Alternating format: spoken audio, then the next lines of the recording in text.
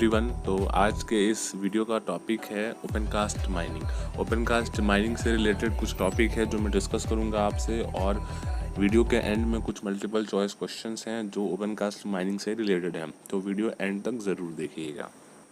तो ये कुछ ओपन कास्ट माइनिंग के बेसिक टर्म्स है जो मैं आपको समझा देता हूँ डायग्राम के हेल्प से। तो ये सबसे जो नीचे वाला पोर्शन है इसको टो बोलते हैं, ठीक है।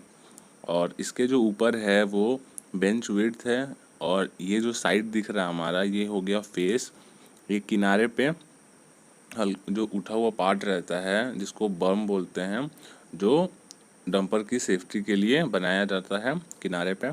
और ये जो आप देख रहे होंगे हॉल रोड विड्थ, तो इसको बोलते हैं हॉल रोड विड्थ। और इसके बाद सबसे जो ऊपर का जो हिस्सा है उसको क्रेस्ट बोलते हैं। क्रेस्ट सबसे ऊपर वाले हिस्से को बोलते हैं, और जो फ्लोर पे सबसे जो नीचे रहता है हिस्सा कोना किनारा उसको टो बोलते हैं, ठीक है। उसके बाद इधर साइड में आप बेंच हाइट आपको नज़र आएगा, और ये बेंच एंगल, ठीक है। और ये एक जो पूरी लाइन नीचे से ऊपर तक गई है ये स्लोप एंगल हो जाता है हमारा, ओवरऑल स्लोप एंगल। इसके बाद मैं आपको बता दूं CMR 105 और 106 मैनुअल ओपन कास्ट और मैकेनाइज्ड ओपन कास्ट, तो इसके अकॉर्डिंग बेंच की हाइट और विड्थ कितनी होनी चाहिए।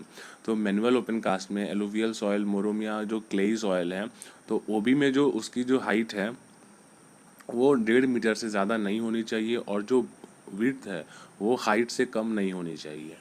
और मैकेनाइज्ड ओपन कास्ट में जो हाइट है एलुवियल सॉयल, क्ले और मोरोमेगरो में वो 3 मीटर से एक्सीड नहीं होनी चाहिए, और जो विड्थ है वो 3 टाइम्स ऑफ द हाइट, यानी कि हाइट के 3 गुना से विड्थ कम नहीं होनी चाहिए। इसके बाद अगर आप कोयले में हाइट देखेंगे बेंच की, तो वो बेंच की हाइट जो है वो 3 मीटर से एक्सीड नहीं होनी चाहिए, और जो विड्थ है वो हाइट से कम नहीं होनी चाहिए, ठीक है। और अगर आप मैकेनाइज्ड ओपन कास्ट में कोयले में जो बेंच की हाइट होगी वो मशीन के डिगिंग हाइट और रीच से अधिक नहीं होगी, और उसकी जो विड्थ होगी वो बेंच पे चलने वाली सबसे जो चौड़ी मशीन होगी उसकी चौड़ाई से 2 मीटर अधिक। और यदि बेंच पे डंपर चलते हैं तो डंपर की चौड़ाई से 3 गुना, या फिर the height of the bench, यानी कि हाइट का 3 गुना, यानी कि इनमें से जो भी अधिक होगा उतनी ही बेंच की विड्थ को रखेंगे। और एक और चीज़ ये इम्पॉर्टेंट है कि रेगुलेशन नंबर 105 यानी मैनुअल ओपन कास्ट में आपको इन नियमों और शर्तों में छूट रीजनल इंस्पेक्टर देता है, और मैकेनाइज्ड ओपन कास्ट यानी कि रेगुलेशन नंबर 106 इसमें आपको छूट चीफ इंस्पेक्टर देता है। इसके बाद आप बर्डन और स्पेसिंग देख लीजिए। तो ये एक बेंच का साइड व्यू है, ठीक है। तो ये जो BH है वो बेंच का हाइट है, और ये जो HD है ये है होल की डेप्थ, ठीक है। ये ऊपर में क्रेस्ट है और नीचे में टो है, और ये छोटा सा जो है नीचे में सबसे वो सब ग्रेड ड्रिलिंग है। और ये EC जो है वो एक्सप्लोजिव कॉलम, SD जो है वो स्टेम ड्रेकिंग, मतलब इसे डिपेंड करता है, अगर हार्ड रॉक है तो वहाँ पे ज़्यादा एक्सप्लोसिव भरेंगे, और सॉफ्ट है तो वहाँ पे कम एक्सप्लोसिव भरेंगे। और ये जो TS है वो है टॉप स्टेमिंग, ठीक है। उसके बाद ये जो HD है होल डेप्थ हो गया, और ये जो B है वो हो गया बर्डन, और ये जो S है वो हो गया स्पेसिंग। अब इसके बाद देखते हैं बर्डन और स्पेसिंग क्या होता है। तो फ्री फेस से जो फर्स्ट रो के बीच की डिस्टेंस है उसको बोलते हैं बर्डन, यानी कि जो हमारा जो ये फ्री फेस है, जो मटेरियल ब्लास्ट होकर जो गिर रहा है वहाँ से जो डिस्टेंस है फर्स्ट रो की वो हो गई बर्डन। और ये जो होल्स दिख रहे हैं आपको, तो इन 2 होल्स के जो कंजिक्यूटिव जो होल्स हैं इनके जो बीच की जो डिस्टेंस है वो हो गई स्पेसिंग। तो आप समझ गए होंगे कि बर्डन किसको बोलते हैं और स्पेसिंग किसको बोलते हैं। स्पेसिंग जो है वो ऊपर ऊपर जो रेड लाइंस आपको दिख रही हैं वो स्पेसिंग के लिए हैं। तो बर्डन जो है वो ब्लास्टिंग में बहुत इंपॉर्टेंट पैरामीटर है। ये डिपेंड करता है होल के डायमीटर पे, रॉक के हार्डनेस पे, एक्सप्लोजिव की स्ट्रेंथ और डेंसिटी पे, बेंच की हाइट पे, और मशीन की लोडिंग बकेट साइज पे, ठीक है। इन सब बातों पे ये डिपेंड करता है। और स्पेसिंग जो होता है वो बर्डन पे डिपेंड करता है। ब्लास्टिंग में बर्डन का बहुत इंपॉर्टेंट रोल होता है। अगर बर्डन कम हो तो जो माल ब्लास्ट होगा वो फेस से काफ़ी दूर फेंकाएगा। फ्लाई रॉक और एयर ब्लास्ट की जो समस्या है वो भी होगी। माल जो है वो पूरा चूरा हो सकता है। बर्डन अगर आवश्यकता से ज़्यादा रख देंगे तो जो फ्रेगमेंटेशन है वो ठीक नहीं होगा, तो जो है वो रह जाएगा, बैक ब्रेक होगा, क्वारी की साइड डैमेज होगी। इसके बाद देखते हैं कि बेंच की हाइट और बर्डन में क्या कोई रिलेशन है। तो होल से जो फ्री फेस है, फ्री फेस तक के स्टार्टर को एक बीम मान लीजिए, इसकी जो लेंथ है वो एच है और जो मोटाई है वो बी है।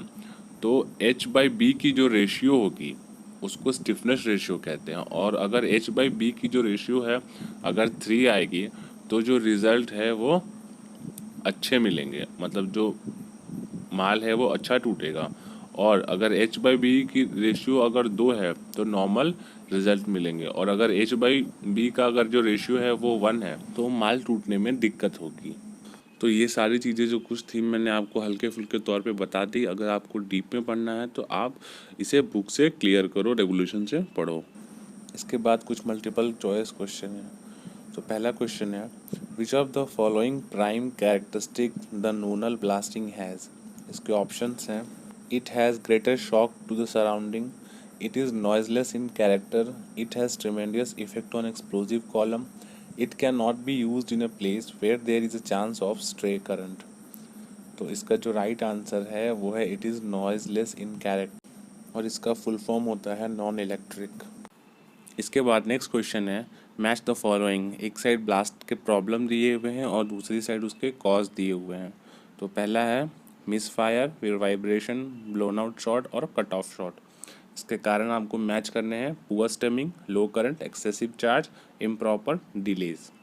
तो इसमें आपको अगर मिस फायर का देखेंगे तो मिस फायर होने का जो कारण है वो होगा लो करंट, ठीक है, और वाइब्रेशन का जो कारण होगा वो होगा एक्सेस चार्ज, और ब्लोन आउट शॉट का जो रीज़न होगा वो पुअर स्टेमिंग, और जो कट ऑफ शॉट का जो रीज़न होगा वो इम्प्रॉपर डिलेज।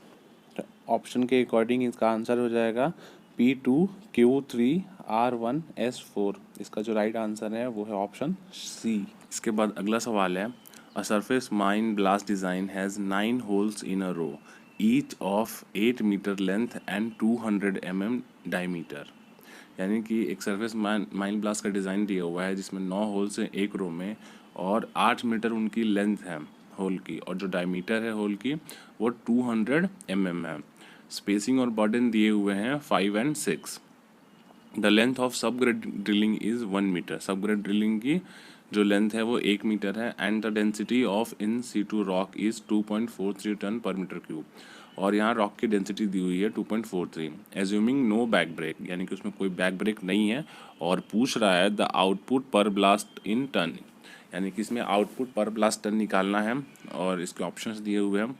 तो आउटपुट पर ब्लास्ट का फॉर्मूला क्या होता है, number of holes into spacing into burden into density into length of hole minus subgrade length. तो इसके बाद सारे डाटा हमें इस फॉर्मूले पर पुट कर देना है। तो नंबर ऑफ होल्स कितने हैं 9 है, और स्पेसिंग कितनी है 6, बर्डन कितना है 5, और लेंथ ऑफ होल 8 मीटर है, उसमें सबग्रेड लेंथ माइनस करेंगे तो -1, और रॉक की डेंसिटी 2.43। इसको मल्टीप्लाई कर देंगे, तो मल्टीप्लाई करने के बाद जो हमारा आंसर आएगा 4593 टन्स। इसके बाद नेक्स्ट क्वेश्चन है, a surface mine blast design has 9 holes in a row each of 8 metre length and 200 mm diameter. The spacing and burden are 6 and 5 meter respectively. The length of subgrade drilling is 1 meter and the density of in situ rock is 2.43 ton per meter cube. Considering an explosive density of 0.9 ton per meter square and stemming length of 2 meter, the powder factor from the blast in ton per kg. तो ये question भी same है पिछले question की तरह, बस इसमें अलग क्या दिया हुआ है कि इसमें आपको पाउडर फैक्टर निकालना है। तो इसका जो आधा प्रोसेस होगा वो पिछले क्वेश्चन की तरह ही होगा, जब हम आउटपुट पर ब्लास्ट निकालेंगे। और पाउडर फैक्टर का फॉर्मूला क्या होता है, output per blast in tons by explosive required per kg, और उसका जो सॉल्व करेंगे तो हमें पाउडर फैक्टर मिल जाएगा। तो हमें और क्या निकालना है इसमें, एक्सप्लोजिव रिक्वायर्ड पर केजी। तो एक्सप्लोजिव जो है पर राउंड ब्लास्टिंग में कितना लगेगा ये हमें फाइंड करने के लिए क्या करना होगा, cross sectional area of hole into number of hole into length of hole minus stemming height into explosive density. तो इससे जो हमारा एक्सप्लोजिव रिक्वायर्ड है पर केजी पर राउंड, ये निकल जाएगा। तो इस फॉर्मूले पे अब हम वैल्यू को पुट करेंगे। तो डायमीटर जो है हमारा वो मिलीमीटर में दिया हुआ है, उसको मीटर में चेंज कर लेंगे। तो मीटर में चेंज करेंगे तो 0.2 हो जाएगा। और cross sectional area of hole का फॉर्मूला हो जाएगा पाई आर स्क्वायर। हम लोग तो डायमीटर में इसको सॉल्व कर रहे हैं। उसके बाद ये नंबर ऑफ होल 9 हो जाएगा, और length of hole minus stemming height 8 - 2, और उसके बाद एक्सप्लोजिव डेंसिटी। तो explosive density 0.9 ton metre square है। इसको केजी में चेंज करेंगे तो इंटू 1000 हो जाएगा। तो उसके बाद हमारा फाइनल आंसर आएगा 1526.04 kg। उसके बाद फिर पाउडर फैक्टर का फॉर्मूला हो जाता है output per blast by explosive required. तो उसके बाद 4592 डिवाइडेड बाई 1526.04। तो उसको सॉल्व करेंगे तो हमारा जो आंसर आएगा फाइनल 3.01 टन पर केजी। तो ये जो हो गया हमारा पाउडर फैक्टर। इसके बाद जो लास्ट क्वेश्चन है, the Rajmahal mine disaster of 2060 was due to, इसके ऑप्शंस हैं blasting, fire, explosion of gas या स्टार्टर फेलियर। तो इसका आंसर आपको मुझे कमेंट सेक्शन में बताना है कि इसका राइट आंसर क्या होगा। और अगर आपको ये वीडियो पसंद आई तो वीडियो को लाइक करें, शेयर करें और चैनल को सब्सक्राइब करें।